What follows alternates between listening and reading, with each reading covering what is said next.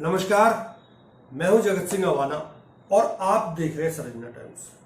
दोस्तों, हमारे देश ने 1962 का युद्ध देखा, 1965 का युद्ध देखा, 1971 का युद्ध देखा, 1999 का युद्ध देखा और कई आतंकवादी घटनाएं भी हमारे देश में, बड़ी बड़ी आतंकवादी घटनाएं हमारे देश में देखी।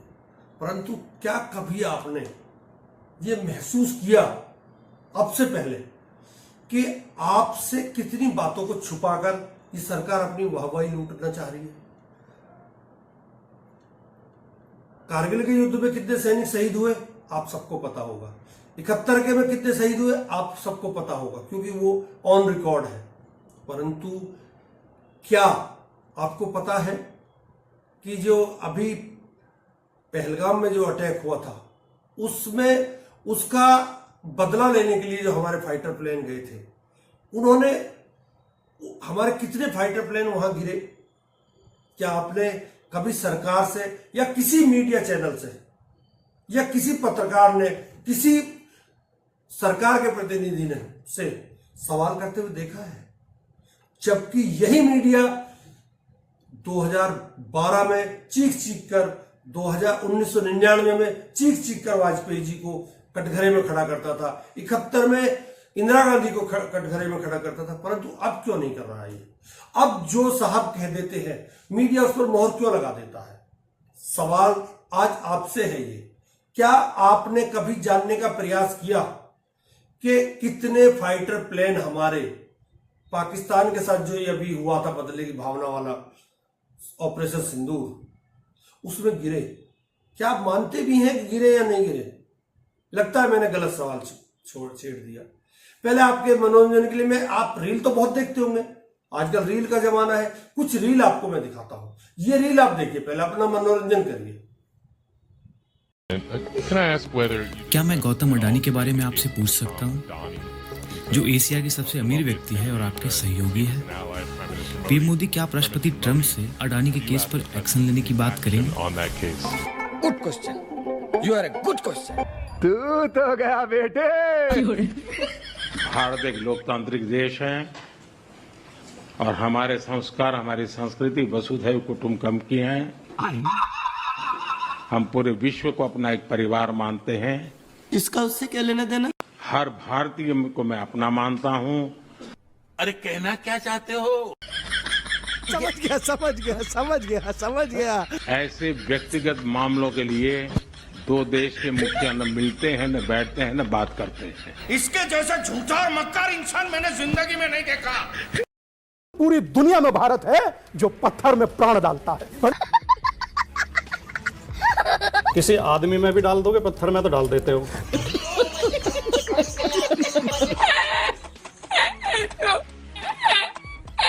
देखिए, कोई सेना का सैनिक शहीद हो जाएगा सीमा पे, तो आप डाल दोगे उसमें प्राण? बस एकमात्र पूरी दुनिया में भारत है जो पत्थर में प्राण डालता है। किसी आदमी में भी डाल दोगे, पत्थर में तो डाल देते हो।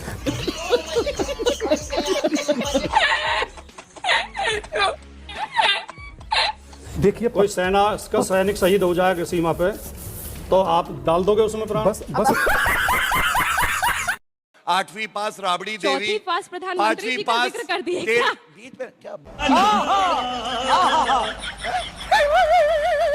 चुप कर बे कुत्ते। अरे राम भैया, शांत।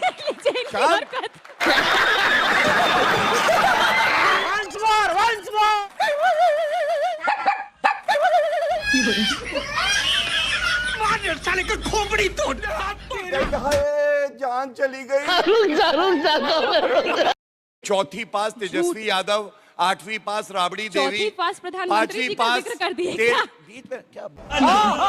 चीन को छोड़ दीजिएगा आप और तुर्की को छोड़ दीजिएगा। अच्छा, एक देश बताइए जिसने भारत के खिलाफ कोई प्रस्ताव पारित कर दिया हो। समझाओ इसे।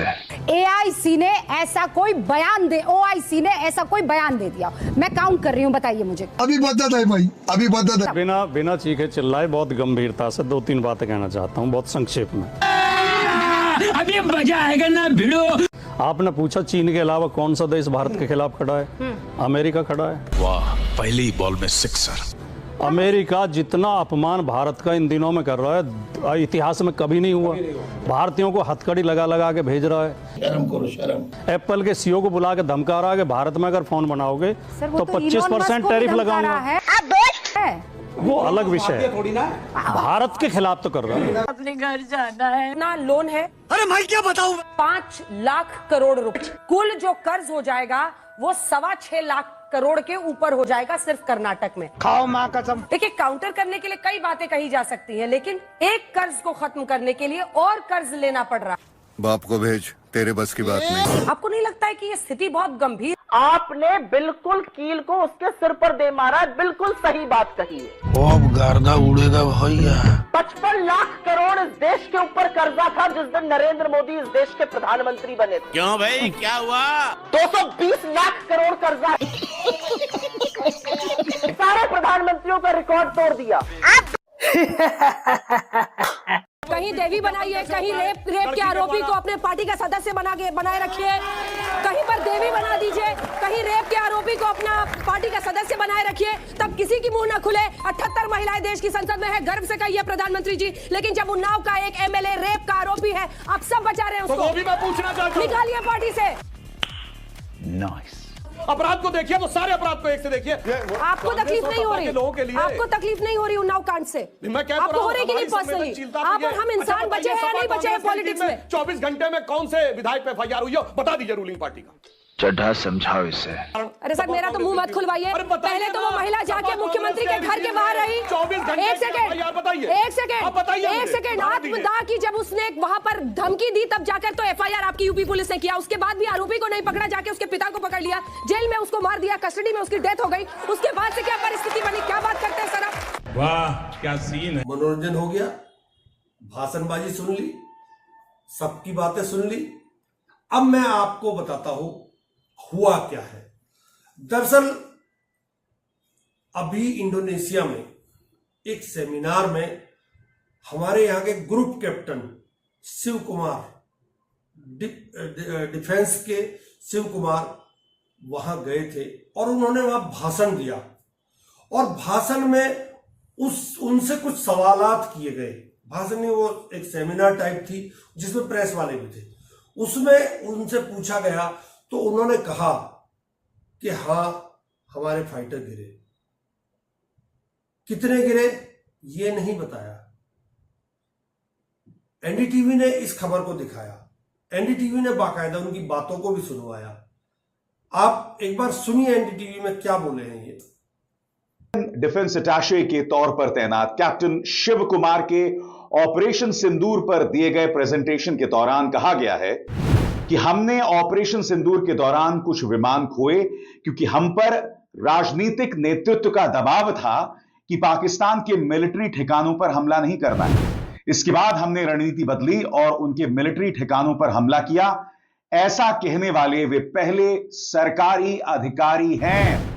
has been sparked by the India's defense attaché to Indonesia, Captain Shiv Kumar, who has said in an Operation Sindoor presentation on the 10th of June at the local university, and I quote this, India did lose some aircraft, but it was because of constraint given by the political leadership to not attack Pakistani military establishment or their air defenses. Let's listen in to what Captain Shiv Kumar had to say.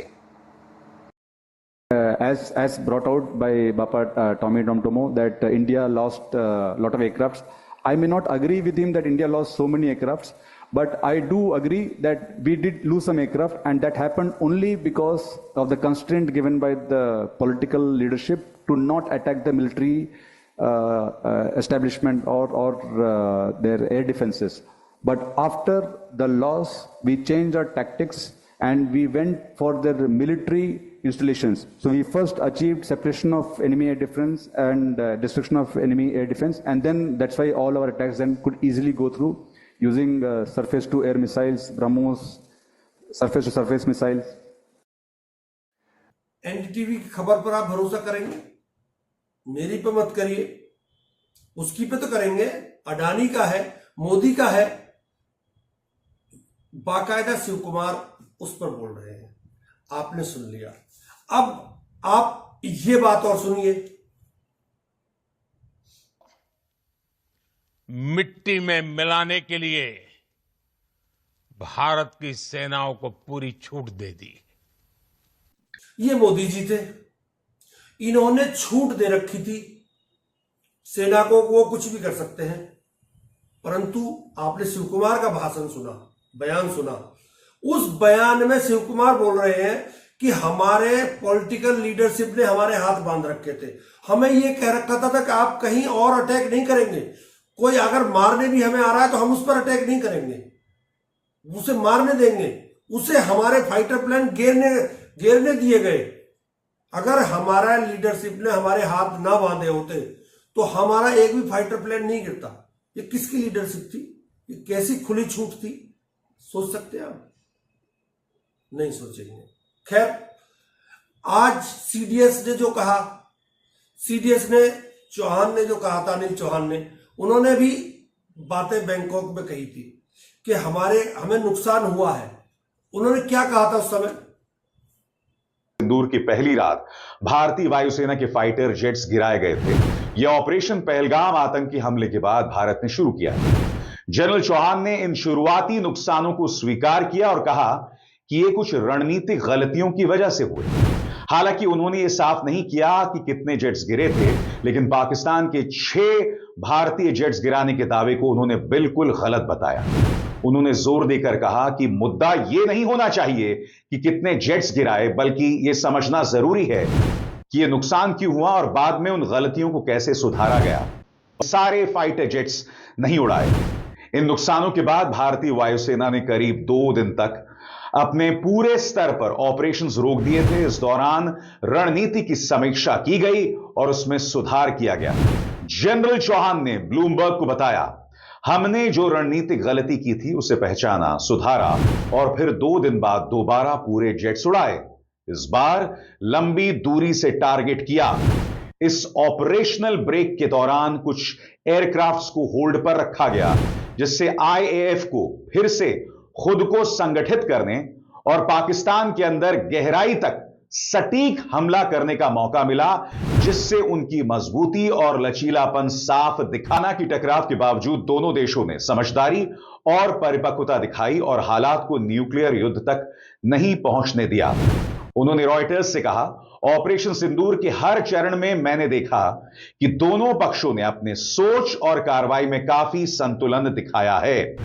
उन्होंने इस बात को खारिज किया कि कोई भी पक्ष न्यूक्लियर हथियार इस्तेमाल करने के करीब था। साथ ही उन्होंने यह भी बताया कि दोनों देशों के बीच बातचीत के रास्ते खुले रहे, जिससे हालात को संभालने में मदद। अगर यही सवाल, यही बातें same copy paste Rahul Gandhi कह दें तो ये देश का जो राष्ट्रीय मीडिया है, अपने आप को राष्ट्रवाद वाला मीडिया है, अपने आप को राष्ट्रवादी कहता है, ये मीडिया राहुल गांधी को गद्दार बता देता है। राहुल गांधी एलओपी है, लीडर ऑफ अपोजिशन है। अगर वो सवाल नहीं करेंगे जनता के तो कौन करेगा सरकार से सवाल? मीडिया सवाल करता नहीं, लीडर ऑफ अपोजिशन को आप गद्दार कह देंगे तो सवाल कौन करेगा? आज राहुल गांधी का वो बयान मैं आपको एक बार याद दिलाता हूं जो उन्होंने कहा था। इशारा किया, फोन उठाया, कहा मोदी जी क्या कर रहे हो?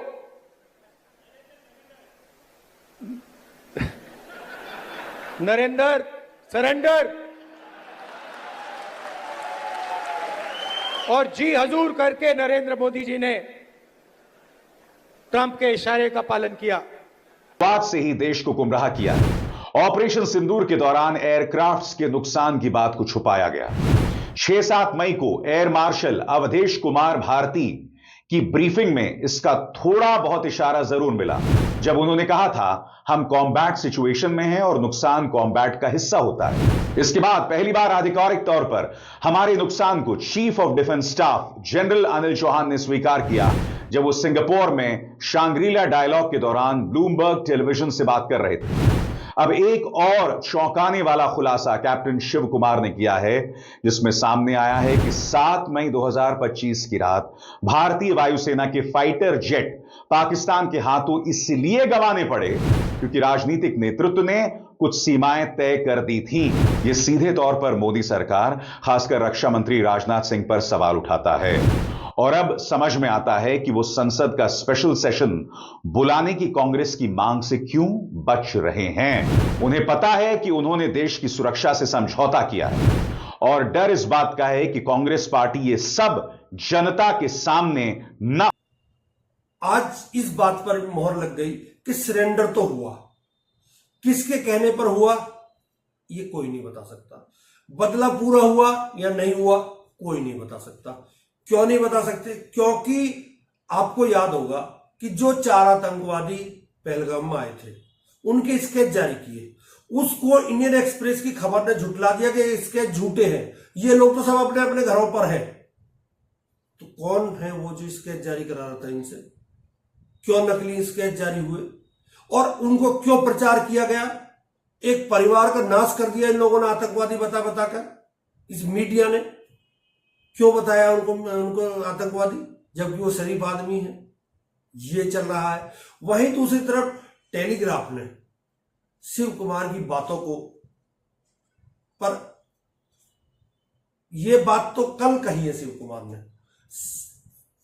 टेलीग्राफ के सुशांत सिंह 25 तारीख को इस पर आर्टिकल लिख चुके हैं। सुशांत सिंह ने कहा कि नुकसान हुआ है और कितना हुआ है ये कोई नहीं बता रहा। उन्होंने हालांकि ये बताया 5 फाइटर गिरे हैं, परंतु मैं उसकी पुष्टि नहीं कर सकता। उन्होंने कहा कि नुकसान हुआ है और आने वाले समय में इसका पता चल जाएगा। हमारे सीडीएस ने जो कहा सही कहा। अब उनकी सुशांत सिंह के लेख पर, आर्टिकल पर जो टेलीग्राफ में छपा है, उस पर शिव कुमार, कैप्टन शिव कुमार ने मोहर लगा दी है। अब सरकार क्या करेगी? सरकार को अब जवाब देना चाहिए या नहीं देना चाहिए? आज फिर सीडीएस की बातें जो सीडीएस ने कही थी, उनमें उन तीनों बातों का आज एक एक करके मैं आपको जिक्र करता हूं। दूसरा, हवाई ऑपरेशन को रोकने के लिए सीडीएस से किसने कहा था? हवाई ऑपरेशन किसने रोका? हवाई ऑपरेशन में क्यों नहीं कहा कि अगर तुम्हारे ऊपर कोई मारने के लिए आ रहा है तो तुम उसे मारो? और पाकिस्तान के लिए जनरल चौहान ने क्या कहा था?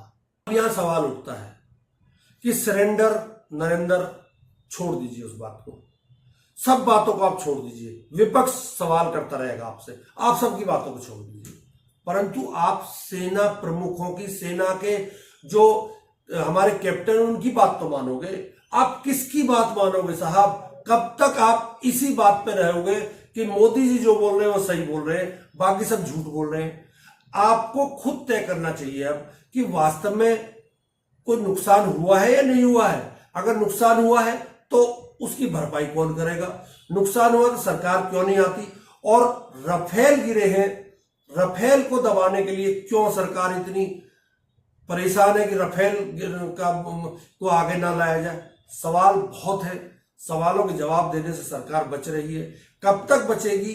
कब तक इन सवालों के जवाब नहीं देगी?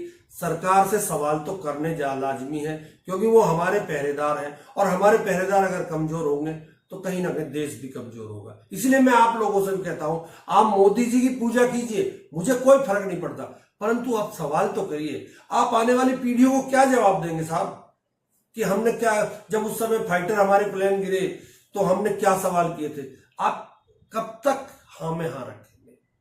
इंसान बन जाओ सर। बहाव के साथ तो आपको पता कौन बहता है, बहाव के विपरीत भी तो चल के देखो कभी। नमस्कार, बहुत बहुत धन्यवाद।